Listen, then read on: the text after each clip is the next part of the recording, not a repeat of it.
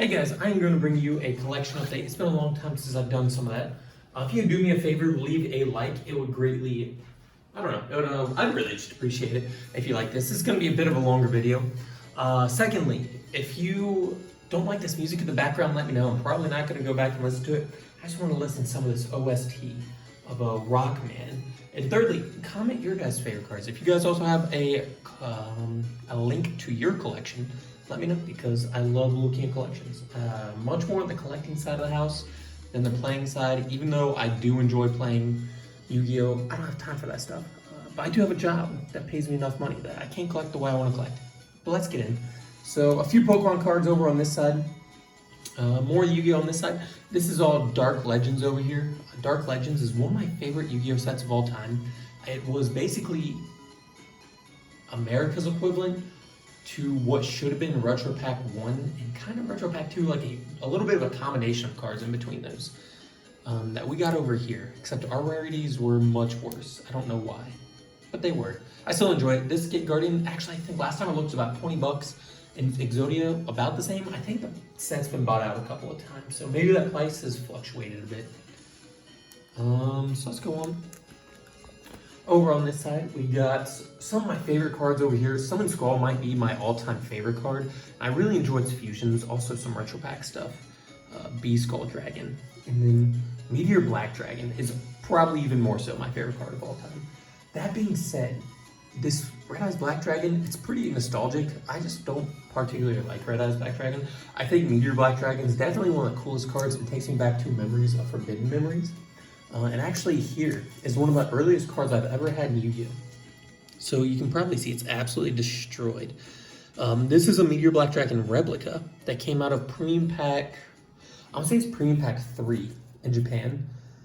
This was a replica of the original Meteor Black Dragon, which came out with Tokyo Dome prize card. I think it was like to the top 2 or top 4 players got a copy of Meteor Black Dragon from Tokyo Dome. As far as I know, there's only a handful of those, and you're talking probably close to $300,000 to buy one of those. Luckily, we have replicas. Over to this page, a series which has gained a lot of steam as far as price. Starjack Joey, First Aid, Kaiba, Five-Head Dragon, which is pretty cool. Blue Eyes Ultimate Dragon, also pretty cool. This is Dark Legends. This cool collector's pack or starters pack, Dark Paladin, and I think, yep, a Metal Raiders original set, Unlimited Gate Guardian. So this isn't one of the reprint sets. On this page, few ultimates, more Summon Skulls. I did have a goal at one time to collect every single Summon Skull, but then I think I looked at the Retro Pack 1 Summon Skull and decided I don't think I can do this the way I wanted to. So just some cards I think are pretty cool over here. I do really like original Yu-Gi-Oh cards. You see Chakras here, so Chakra, it just fits that nostalgic theme of extremely old Yu-Gi-Oh cards. Obviously, we didn't get this till, I don't know, like 2011 or 2012, maybe even later. I'm not sure what year Number Hunters came out in, I think is what set it is. I can't see, it's too dark. But I think that's cool. Interesting here, so this card's name is Mikazuki no Yaiba. It's Mikazuki no Yaiba. It's interesting because in Japanese, this card's name is actually just Crescent Dragon. So it's weird that we got a Mikazuki no Yaiba, which is something demon, I don't know. As a translation, pretty odd. Just an interesting fact. Here we have exactly 1 Millennium Shield. So basically what I was gonna do was, I wanted to originally do a thing where I valued all my cards and get the total value of my collection. However, I looked at it and realized that seems like an extremely large task. I figure at the end, I'll just talk about it and say, after I show my last binder, I'm gonna show what it is. And this will probably be a 3-part video. I'll show my 2 low-end binders today. The next video will be my medium binder, so anywhere from like 100 to, or 50 to $100 cards. And the last one will be my more high-end, which is everything like $100 and over. So everything here I estimate to be, I don't know, $0 to $50 and so on and so forth. But let me know what you guys think. What you think the collection of my binder is as I go through. Over here is some some Pharaoh's Torzoa. I did want a playset of these, however, one of the buyers didn't have them in stock, I don't know. But they ended up sending me a secret, which also went up pretty high. Zoa's another one of those cards that just hits all those nostalgic factors for me. I ended up just buying a bunch of, I don't know why, but I bought 5 Parrot Dragons. They're from Turn Pack 2. I figured these really old original print commons that we got put in like weird side sets that came over here, I'd like to have those. So I think Paradragon has 3 printings in TCG, being this one, the World Championship Pack Super, which is like $500 or something insane, and then Legendary Collection Kaiba, something like that. Rose Spectre are done. Same thing, just one of those very early Yu-Gi-Oh cards. Again, we didn't get too much later, but someone has to have. We have Garuzis, which might only have 2 printings, being here and also the World Championship Pack. I'm not sure on that. Some Black Magic Rituals. There's not much organization to this binder, my next binder. I just kind of put some cards in here, but here's a McDonald's pack. I did want to collect the entire McDonald's pack at one point, McDonald's pack 1 and 2. However, the guy that I originally bought from just sent me a bunch of damaged stuff, and then I lost all interest in it. So that was unfortunate. Here we have some cool OCG things, being Alternate Word Go-Yo Guardians, some extremely nice Super Dimensional Alchemists. I will say, and that looks really, really good, OCG's foiling consistently is better than all of our foiling. Their alties are better than our alties, and they're just higher quality. And then I didn't realize that Cold Wave was this old of a card, but this is the original text box, obviously, for OCG spells. So that's pretty cool. Vampire's Genesis, you'll see in the next binder. It was actually this Vampire's Genesis that made me want to do it, but I wanted to start collecting all the hollows from all the decks. Here, a bunch of indie stuff, just a Neo Secret Rare, some Ancient Gear Drills. These are from, shoot, what is it? Dark Revelations Volume 4. I did buy a 3rd one, and it came in the mail, and then I lost it at my old house, and then I moved. Green Baboon, another one of my all-time favorite cards. Really unfortunate how they destroyed its effects. So there's just a bunch of jump. I have quite a few playsets of Green Baboon, actually. Random Duelist Genesis, I'll put it over here. Duelist Genesis 1st Edition Emergency Teleport. This was the one that I would use. So I like to collect high-end stuff, but I also like to collect lower-end stuff with the same cards to use in actual tournaments and play with. I don't think people really respect each other's property enough for me to want to play a lot of my high-end cards if I go to an actual tournament, which I also haven't done in I don't know how long. Ryu Senshi, Speed Duel, some Cyberdark Dragons. I know there's a few more, but I never realized how many times this card was actually printed. So this is a Hobby League, IOC First Ed, and Speed Duel. So it was really interesting to me that this card has so many just printings on it. And some Retro Pack 2 limited rules. Going on, there's a single Frost and Flame Dragon and a single Voltic. Here we have some pretty cool spells. DT, not preview, but DT1, I believe, Soul Exchange. Yeah, DT1 Soul Exchange. So I think that, in my opinion, that's the highest rated Soul Exchange, besides, obviously, the preview. Some First Ed Cold Waves, and some TP7 Last Will. So I got these back when I was playing a lot of GOAT format. I figured, maybe I'll pick these up too, because I'll probably use those a lot in the future. And I was playing Monarchs at the time, actually, Apprentice Monarchs, so I wanted to get the Soul Exchange, but I took the deck apart. Here we just have a random Tenzo. This is a 1st edition alternate rare Archfiend Assault Mode. I bought some random like $2 packs at a Walmart many years ago and ended up getting that, so that was pretty cool. Just some more random cards. First Ed Monster Reborn, Don't Be Fooled. It is Asian English, unfortunately, which I think still has some value, but I have absolutely no idea what kind of value it has. Same thing for this Dark Magician. It's actually a pretty darn minty 1st edition Dark Magician, but it is Asian English, so what value it has, I have no idea, but it's in pretty darn good condition. If anyone knows, let me know. I would appreciate a comment about that one. Is that a... No, is this a Tenzo? What the heck? Oh, PSV Unlimited, and that's the original print too. Yeah, look at that. That's pretty cool. So yeah, that Jinzo is in my low-end binder. I will pull this to the side actually, because I'm gonna put that in a different binder. Because I did want a 1st edition Jinzo, but I figured I had that, so it's enough. I ended up buying all the, let me move this over, all of the Evil Heroes a while ago. I really like the Evil Heroes as an archetype. I think they're pretty cool. Super unfortunate that they weren't much better. Dark Calling, very much like Miracle Fusion, awesome card, but Evil Heroes in general just did not get the love and attention that they should have gotten and that they certainly deserved. And then a small Hobby League collection. And I have a bunch of Godzilla cards from Magic the Gathering. Never played Magic, but I really do enjoy Godzilla, so I got a lot of those. And then here's the last page of 1st edition, so that's pretty cool. Then turn pack forwards. That's pretty cool too. Let me grab my other binder really quick, and we will adjust.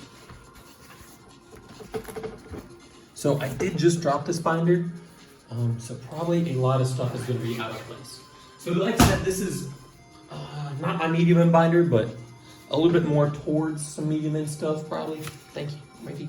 Some more Dark Legend stuff. So here we got a playset Cyber Harpy Lady, Blue Eyes, and Dark Magician. And Cyber Harpy Lady here actually does a fantastic job of really showcasing the quality of how good the super rares were in Dark Legends. The other thing I don't like about it is maybe, it's also probably because it's double sleeve, but you can't really tell it's super, but you can definitely tell that the quality of the card stock itself is extremely high compared to, I guess, a lot more recent stuff. There's something weird about, I think it was 2013, 2014, I started using some more lower quality stuff. Moving on to this page, like I said, it was my goal to just go ahead and, it's a pretty cheap goal, so I thought it'd be really cool, besides, I guess, Blue Eyes and Dark Magician. But I want to collect every single starter deck card, or structure deck card in Ultra Rare. I guess I did have that Red Eyes, I could probably put over YouTube. But actually what prompted this is a lot of these cards over here came out as ultimate rares in OCG. I think a few of these down here, I'm not entirely sure. I know there's at least 4 of them, being these 4. And I want to say a couple more. I don't know. This one at least, so maybe everything in between. But they look so good, and I was like, let's just collect all these. And actually this card, while not like a top favorite of mine, I do acknowledge is a top tier art. That is a phenomenal art, and I wish this card were better as a result. Going on, we have some Rescue Cat stuff. I really love Rescue Cat decks in the 2009-2010 era. Obviously, we have 4 rare Turbo Pack Rescue Cats. An OCG Mystic Tomato, which is super unfortunate. I only have 1. I have been trying to find other ones, and for some reason, Mystic Tomato with this original card art absolutely eludes me in every way. First Ed Strike Fighter, or Dark Strike Fighter, pretty cool. Air Bellums, playset of DT. I think that is the highest rated for Air Bellum. A few cards over here, some Ultra Sangans, some DT Spies that... Are these DT? Yeah, if you can't get the super rares, I think DT is a phenomenal way to go. The original alternate art printing of Cyber Dragon as a rare first edition. I only have 1. I have yet to pick up any of the alternate rares. Nor do I know if I ever will. Maybe I will one day, but no plans on it. Here's some more of the starter deck cards and then just a few GOAT cards. So I decided I wanted to take apart a lot of my decks I have to include my GOAT format decks I have just kind of sitting around.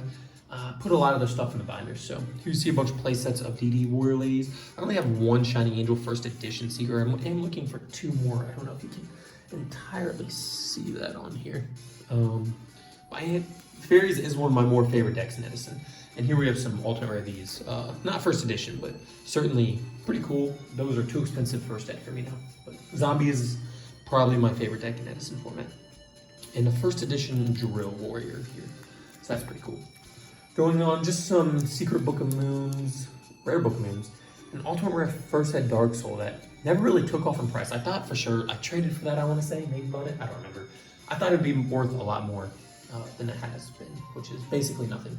So here's a card that I really whiffed on. I'll be extremely honest. I think I paid somewhere between $90 and $100 for a Seeker or Apollosa. I don't even play Yu-Gi-Oh! I haven't played Yu-Gi-Oh! In many years, but this card art is so freaking cool. I should just end up buying the actual prismatic one, which is now $2,000 or something. I should just bought it when it was like $900 or something, but whatevs. Super Rare Krebins. Here we have some Spellcaster stuff. I definitely want to work on Spellcasters in Edison. I think they have a lot of potential. This card is pretty much just insane. So Exemplar plus Foolish is an automatic Knights and Sorcerer to the field. No cards are wasted, and you get its effect, which is also extremely solid when Special Summon and Remove 2, plus that Synchro to any level 6, and as we know, 6 might be the best in Edison format. I found 2 Fossil Pack Cephalos when I was home a couple weeks ago, so that was pretty cool. Psychic Overload, another deck I think has a lot of potential in Edison. Black Salvo kind of goes with, I don't know, nothing in Edison. It's not very good in Edison. It is a format too far, and also a format away because of Scrap Archfiend, but it's a cool card. It's a unique card, I guess. Super unfortunate that's not more. Pot of Avarice, which I need to use Pot of Avarice more in Edison. On to the next page, we have a Gold Dad, just I guess some more stable stuff over here. I should pick up some more Dimensional Prisons, but I think these have also gone up. Some X-Ray Flame Bell stuff, Super Takoichi, Tragodia. I think Dark Beginnings, yeah, Dark Beginnings, solemn here. So this is pretty awesome, is this one, Red Eyes Black Dragon, is Speed Duel Tournament Pack. And I'd actually, funny thing about this, I almost bought a bunch of Speed Duel Tournament Pack, like Blue Eyes, Dark Magician, I think Dark Magician was one, and Red Eyes, and a few other things. I wanted to buy a playset, because I think they're around 10 bucks. I ended up not doing it, and I'm not sure why, but now they are very expensive. This card, cool history behind this. So Gearfried Swordmaster played in a GOAT format tournament. I think it was about 6, maybe 8 players. I don't know. Everybody bought one pack of Flaming Eternity and then threw that in as an entry prize. And I ended up winning and got that. So I was out of one of the packs. Here we have some first set Armaged Knights, which are very, very cheap. Highly recommend picking those up from Phantom Darkness. Dark Refer, I do need some more of these, although I'd like Secret First Ed, so I might trade for some of those one day, but maybe not anytime soon. Kink Bio, which I really love this card. In fact, Miss Piper is definitely one of my more favorite decks for 2011 formats and moving on.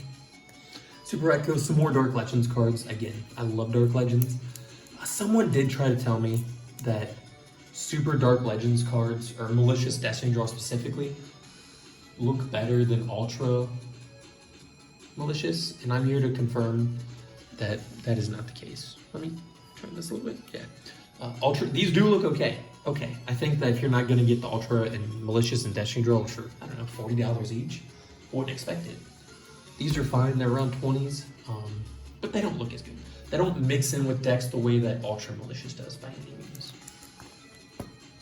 Here's some more alternate rares, all first ed.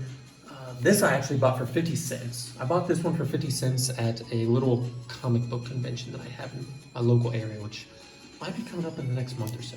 I also bought this for 50 cents.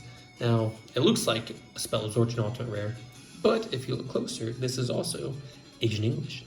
If you know anything about Asian English cards, which not many people do, the GX sets, alternate rares specifically, are extremely expensive. Typically, probably like 4 or 5 times the price of their TCG counterparts. Asian English, it's just because, one, of how extremely difficult they were to get. 2, they were printed in OCG. So these were meant for areas like Philippines, Thailand, Korea, whatever, like other non-Japanese OCG territories, that English was a primary language, but they weren't Japanese, so they can't speak Japanese, but they can speak English. So they printed a bunch of these. Illegal to use, but you can just tell by the foiling. This is an absolutely beautiful card. So all Asian English cards are actually that way. I have only a few others, and I always try to keep my eye out for some, but haven't found any yet. Gladiator Beast, one of my all-time favorite historical decks. I wish I would have picked up some Superhero Cores when they weren't so expensive. At least one more. Got my Super Book of Moons here, my first ed Book of Moons and Super. First ed Burial, some Spies, that I found, again, such a random find when I was home. Here we have some extra deck things. I bought a ton of these, thinking they'd go up in price. I want to say I bought 15 of them, and then they never went up in price. So I sold all of them except for these 3. I didn't want to keep the playset. Just some more cool things here.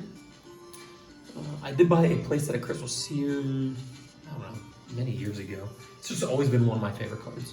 And actually, this is a great chance to also show off the difference, because they're the same. So let me take them out. I don't know if this will matter at all. So here we have TCG Crystal Seer. Here we have OCG Crystal Seer. I mean, one clearly looks better than the other, and it is this one. I don't know why they're so different. Obviously, it just has to do with printing factories, but that's why whenever, like, English is the most wanted language, but European English, because they do have these European incredible prints, but they're still in English. That's why you see a lot of people want Euro print English stuff. Some more cards. Here is Psychic Nightmare, which is a card I also greatly enjoy. This is a card that came out too late in Yu-Gi-Oh! If it would have come out earlier, it would have been so much better. Some hero stuff. Funny thing about this, so this card right here, you can tell by the silver stamp, it is the UDE counterfeit. However, it's still an ultimate rare flame mutant, which means it definitely still has value. I think these typically go, I want to say they're like up to like 40 bucks each.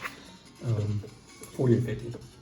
Over to this side, we have an Overdrive Teleport, which again, another really good card that I wanted to get in Edison. So you'll see in here, this is again more of a low end binder. I tried to do anything like $0 up to 50. You'll see a few things that are obviously over that, like the Six Swordsman, for example. This might be like $110 as an alternate rare first edition.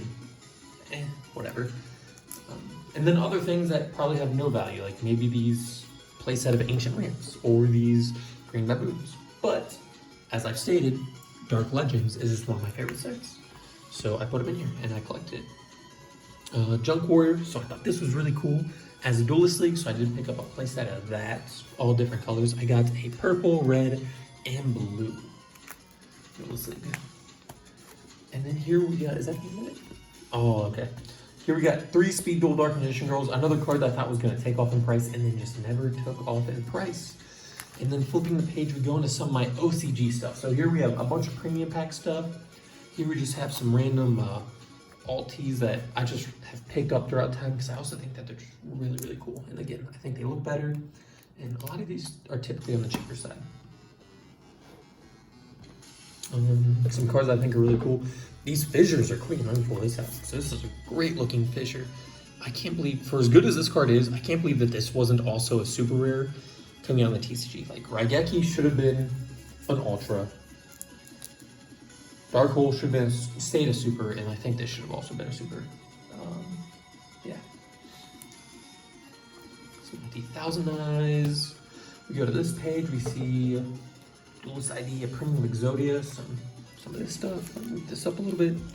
Let's see if I can get this down just a bit. Try to get a little bit better picture on everything. 3 goes to a Relinquish, which I think, I don't know. One guy, I tried to ask him to get me some, and he was charging like $100 a piece. Is it $100 a piece? Maybe, but I don't know.